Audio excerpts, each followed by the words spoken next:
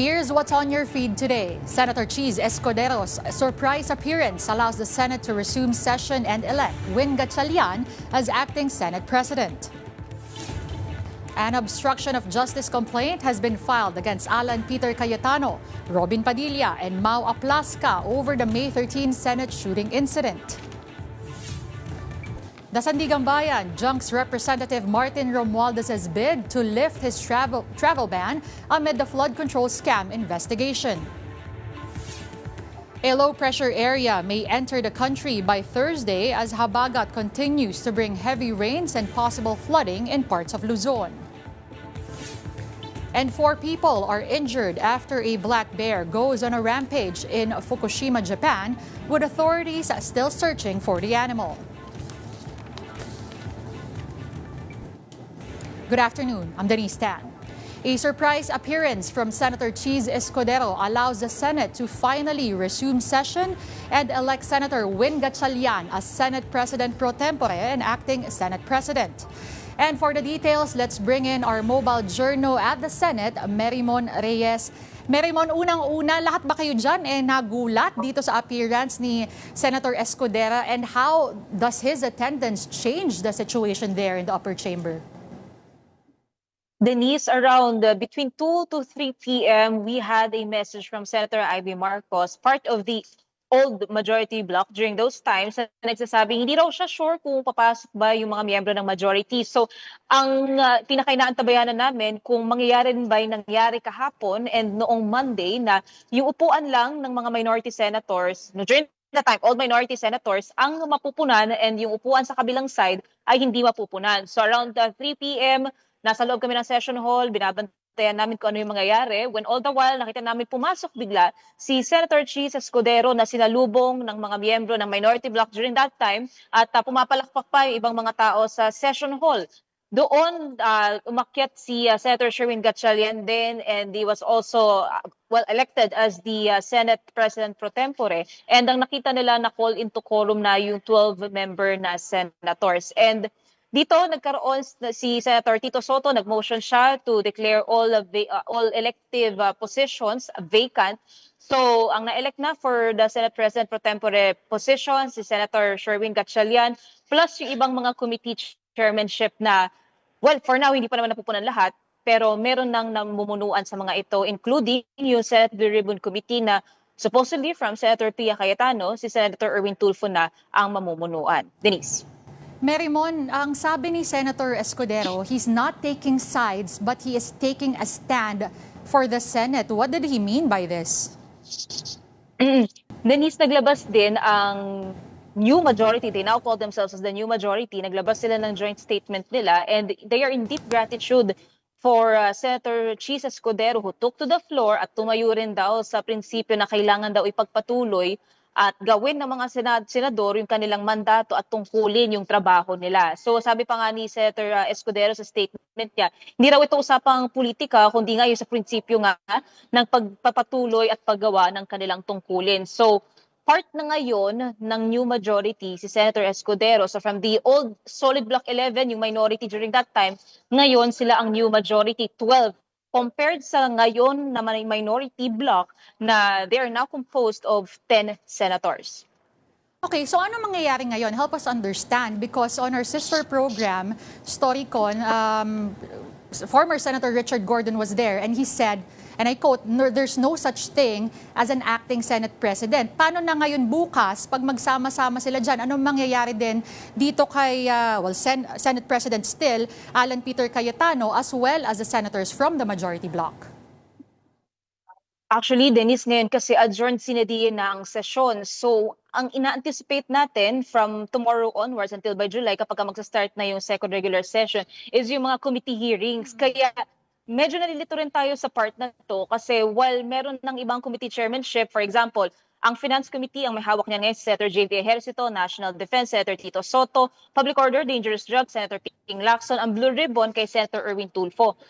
Senator Erwin Tulfo says, yung pagdinig ng Blue Ribbon, so far, yung huli niya nasabi sa press con kanina, gagawin on Monday.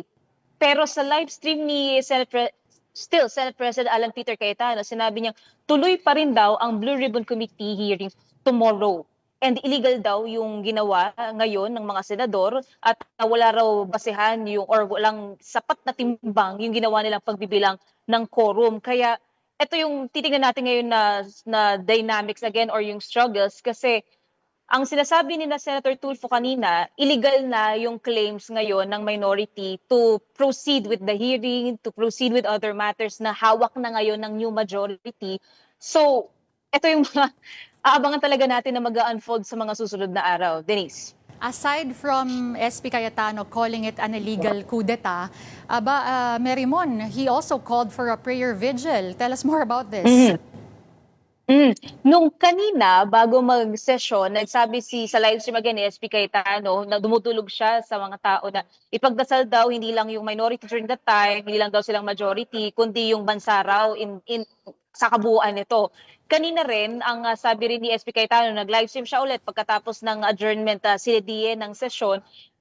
Pinapatawag niya pa nga yung iba na makisama raw, mag-prayer vigil daw sa labas ng Senado at ipagdasal nga yung kaayusan daw ng institusyon na to. And to note, ang sinasabi rin kanina ng mga senador, particularly even si Senate President Pro Tempore Sherwin Gatchalian, yung quorum ng 12 na ginawa nila kanina, nakabase ito sa majority ng 22 senators over whom jurisdiction can be obtained by the Senate.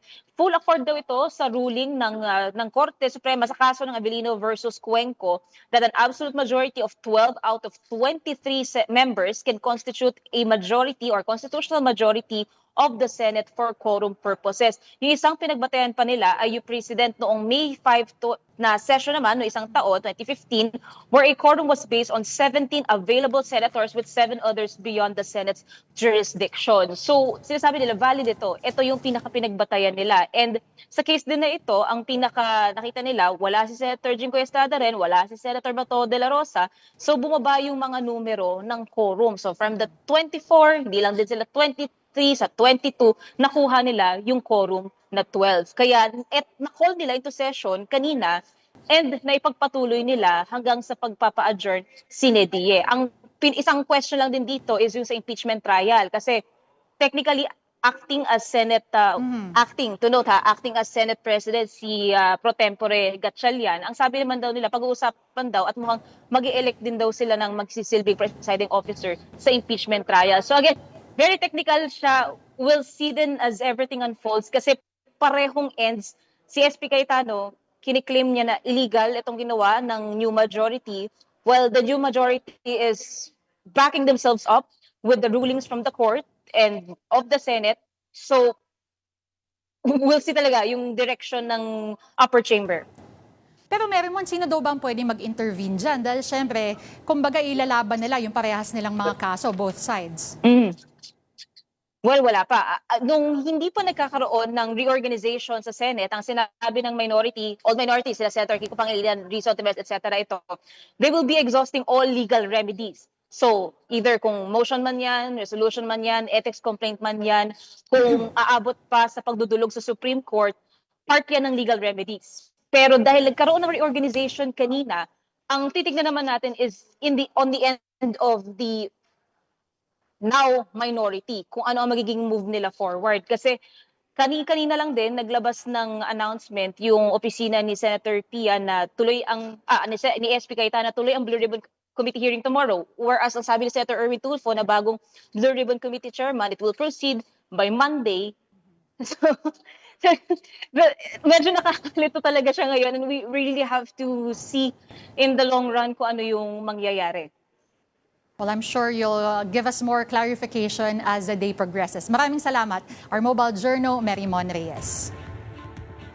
Now, prior to that, President Bongbong Marcos told senators to get back to work after days of no session. Marcos said he does not understand why the Senate has stopped working while the executive and the judiciary continue their duties. He said the disruption has affected legislative work and damaged the Senate's credibility. The president added that the executive is studying legal and constitutional options. The absences of the majority bloc follow the arrest of Senator Jinggoy Estrada on plunder and graft charges. Get back to work. Get back to work because it's important. Ang dami natin kailangan gawin. I'm afraid all these events that we have been witnessing has thrown the Senate and its leadership into the whole Senate into disarray. It has discredited the leadership, and it has stopped the essential business of legislation in government. While Malacanang recognizes and respects the election of new Senate leaders, Palace Press Officer Claire Castro said what transpired in the Senate today is in accordance with the law and the rule of law. Nangyari sa Senado ngayong hapon ay naaayon sa batas at rule of law.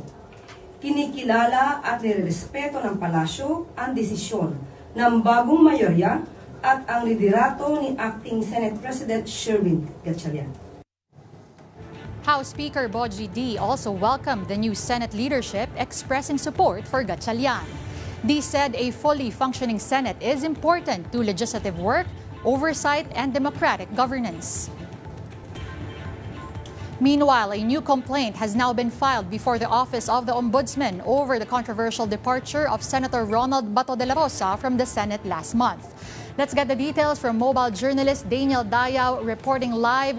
Daniel, can you walk us through this new complaint again? Sino nga ba yung nag-file and what are the allegations against Senate President Alan Peter Cayetano, Senator Robin Padilla, and pati na rin itong si suspended Sergeant-at-Arms Mau Aplasca? Yes, Denise, naghain na nga kaninang 10:00 ng umaga sa Office of the Ombudsman ang Tindig Pilipinas Coalition ng reklamong obstruction of justice laban kina Senate President Alan Peter Cayetano, Senator Robin Padilla at suspended Acting Sergeant-at-Arms Mau Aplasca. So pinangunahan ito ng Tindig Pilipinas conveners na sina Francis D. at Silva Claudio. Pero sinamahan din sila ng youth advocates, religious leaders at of course yung mga pamilya nga ng biktima ng war on drugs. So ang pinakapunto kasi din ng reklamong obstruction of justice na ito ay yung controversial na nangyari noong May 13 na shooting incident sa Senado, pati na rin ang pagtakas umano kay Senator Ronald Bato de la Rosa nung nabigyan siya ng warrant of arrest sa ICC or International Criminal Court. So yung reklamong ito daw, Denise, ay nilayunin na ipakita na no one is above the law. At matapos nga maglabas ng warrant of arrest, gusto nilang ipakita or ng Tindig Pilipinas Coalition ipakita na ngayon ay dapat magkaroon ng hindi ibigay ng magkaroon ng integridad ang Senado when it comes to this. So ito yung pinaka-pinopoint nila, hinihiling nila ng kampo na magsagawa ng impartial investigation at siguraduhin managot nga mga individual o opisyal na humadlang sa legal process ng hustisya. Denise. At Daniel, ano ba yung pinapaniwalaan ng mga complainants na ginawa o hindi ginawa ng mga finailan nila? Yes, Denise, ang pinaka-highlight kasi kanina dito ng Tindig Pilipinas Coalition or yung basis nila for obstruction of justice. Unang-una kay Senate President Alan Peter Cayetano ay ang protective custody nga daw kay Senator Ronald Bato de la Rosa. So pangalawa na rin doon, wala din daw basis kung bakit nilagay si Sergeant-at-Arms or suspended Sergeant-at-Arms Mau Aplasca. Kasama na rin dyan ay yung malinaw din daw na pagsabi ni Senator Robin Padilla na siya nga daw ang or ginamit ang sasakyan niya ni Senator Ronald Bato de la Rosa palabas ng Senate premises, Denise. At may reaksyon na ba mula dun sa mga kampo nila Senator Cayetano, Senator Padilla at pati na rin ni Aplasca? As of now, Denise, yun din ang iniintay ng Tindig Pilipinas Coalition dahil nga sa tingin nila ay responsibilidad ng mga senator na ito na magkaroon sila ng reaction and statement to, of course, counter kung ano man yung sinasabi nga nila na obstruction of justice. They need also yung stand ng mga senators na to as per them, Denise. Okay, and ano ba yung mga ano ba inaasahan, kumbaga, ng mga complainants? What do they hope to achieve through this filing? At ano pa yung mga pwedeng asahan in this process? Of course, this is the filing of the obstruction of justice complaints nga, no, Denise. So dito sa Office of the Ombudsman, ang pinaka-pinopoint lang naman nila ay magkaroon ng impartial investigation. So meaning pagkatapos na to ay mapupunta ito sa DOJ or sa RTC, that is yet to be determined pa. Pero ang gusto lang nila ay magkaroon ng accountability itong mga Senate President Alan Peter Cayetano along with Senator Robin Padilla and Sergeant-at-Arms Mau Aplasca. All right, thank you for that report, mobile journalist Daniel Dayao. Now, the Sandigan Bayan has postponed the arraignment of Senator Jinggoy Estrada and former Public Works Secretary Manuel Bonoan in connection with the alleged flood control scandal. The Anti-Graft Court's Second Division moved the graft case arraignment to June for pending resolution of motions filed by the accused. Estrada has sought a reset of the proceedings, citing his legislative duties and questioning the legality of the charges against him. Bonoan, meanwhile, is expected to seek the dismissal of the case and has also filed a request for hospital arrest. The former DPWH secretary appeared in court in a wheelchair while a PNP medical team testified that he is suffering from hypertension and diabetes. Estrada, Bonoan, and their co-accused also face separate plunder charges stemming from the same flood control controversy. More stories coming your way when One Newsfeed returns. Stay tuned.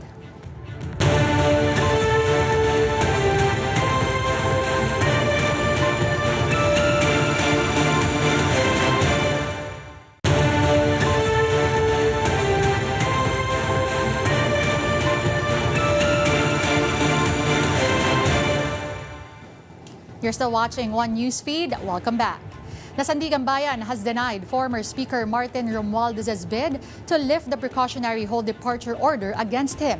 And for the details, we have mobile journalist Arles De Los Santos. Arles, what were the grounds of the Anti-Graft Court in denying the said motion?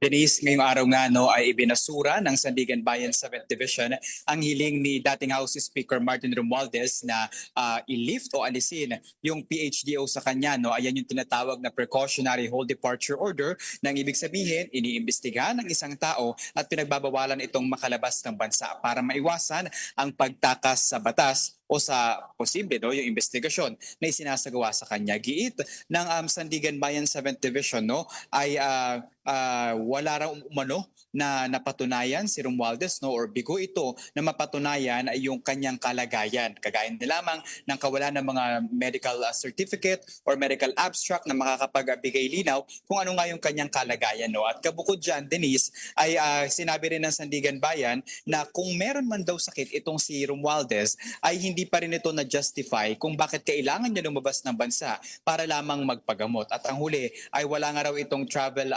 itinerary. Sinasabi kung saan nga ito pupunta at kung ano yung specificong mga gagawin sa bawat araw na nandoon siya. Because if we can remember, Denise, Romualdez asked the House of Representatives for a clearance asking for his foreign trip for a medical procedure sa Singapore mula April 20 hanggang May 4. Ayon kasi kay Romualdez, Denise, hindi raw nasunod or rather, tinatapakan daw nito yung kanyang mga constitutional rights kagaya ng paglabas na bansa. Okay, Arles, pero dun ba sa motion na final ni former Speaker Romualdez, nagbigay siya ng safeguards na kumbaga he will be back within the certain period of time at yun bang denial niyan pwede niya pang i-apila? Denise, yung nakita natin doon ay so far ang mas tines ni Speaker then House Speaker Martin Romualdez ay yung legitimacy nga ng precautionary hold departure order sa kanya. Nakalagay doon na sinasabi niya na wala pa umanong resulta yung preliminary investigation ng Office of the Ombudsman laban sa kanya. At yung pagtawag nga sa kanya na umano'y mastermind ng flood control scam ng ating pamahalaan ay alegasyon o inuha lamang at wala pang direktang ebidensya na nagpupukol sa kanya dito nga sa issue na kanyang kinakaharap. Kaya raw hindi raw dapat siya payagan or hindi siya pagbawalan na makalabas ng bansa. Pero yung at least, Denise, doon sa pagnanais niya nga na at least makalabas sa bansa, hindi na yan for now pinapayagan. We will look at it kung meron pa siyang possible option for reconsideration, pero as of now ay denied na nga yung kanyang motion. Arles, nabanggit mo na yung ebidensya. Ano na nga ba yung update sa kanyang case? Is there any new evidences, any new witnesses? Sa ngayon, Denise, ay wala pa tayong latest update mula sa Office of the Ombudsman sa kanilang isinasagawang investigasyon kaugnay nga dito kay dating House Speaker Martin Romualdez.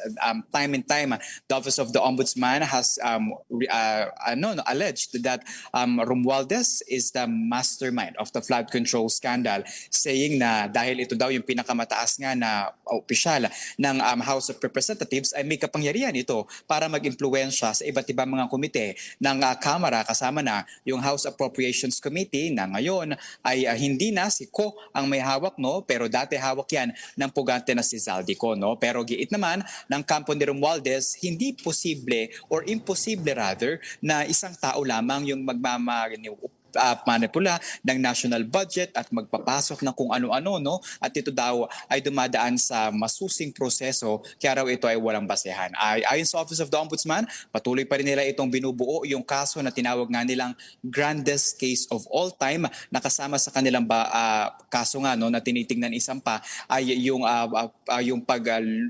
pagkuha daw o paglimas ng budget ng National Treasury. Denise. All right, thank you for that update, mobile journalist Arles de los Santos. And again, more stories coming your way when One Newsfeed returns. Stay tuned.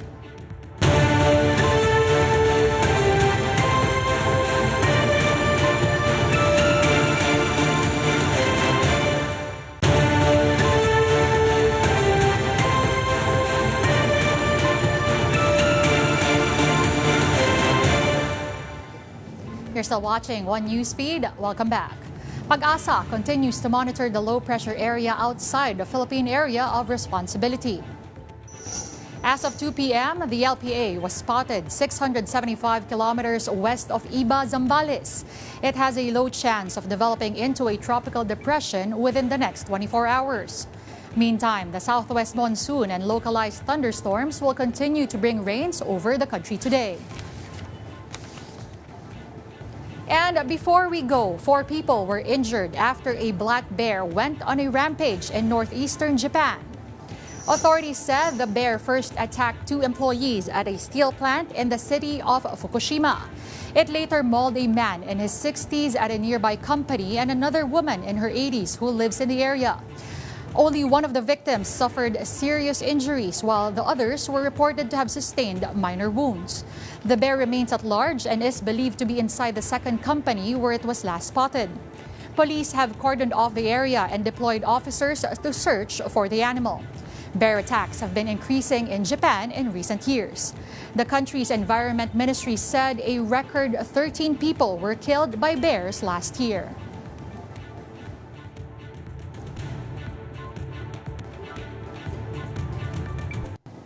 And that wraps up One Newsfeed, the only feed you need. I'm Denise Tan. Good evening.